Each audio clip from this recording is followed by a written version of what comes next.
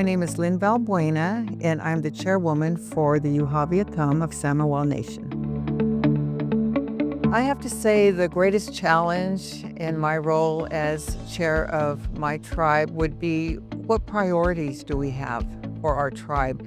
There are so many priorities. Everyone has great ideas, but when it comes down to it, we have to narrow it down. So I would have to say the challenge would be trying to narrow down what priorities should be.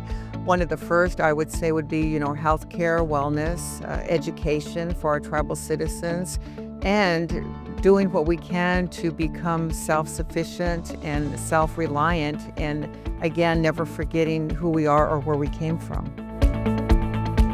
As a leader, I believe and I think the way you can affect change is by participating, making sacrifices that aren't always easy to do, especially when it has to do with family, but you have an important, whether it's a meeting or an event or meeting with others, building relationships, collaboration. The list goes on and on and on. And I always say it's always about building relationships. Once you get to know people, to pick up the phone and just ask a question and you get an answer right away.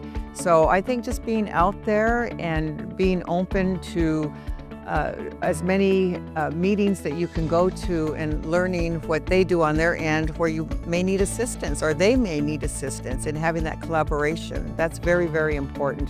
But another thing is that you have to have the support at home, whether it's with a spouse, your family, your kids. It goes on and on and on, because there are many times as leaders, what we do, you have to make a decision on what to do. If an event or meeting important coming up with the tribe, you have to pick and choose and go with how you feel and what you do. But if you don't have the support at home, it's not going to work. But I love doing what I do. But I always say if I didn't have the passion to do it, I wouldn't do it, because with passion comes dedication and commitment. But I know that some of the final words I'd like to leave, I talk about unity and strength in numbers with the tribes, because every tribe in California is different with their own culture and their own tribal government, because there's 110 tribes in California, the most tribes in any state in the United States.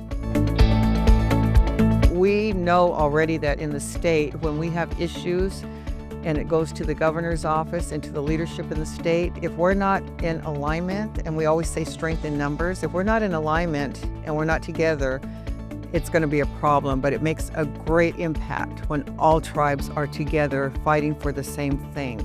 And we get bills passed that will assist and help, other tribes that maybe don't have, gaming, maybe don't have programs that other tribes have, where we give back to them to assist them with programs through philanthropy.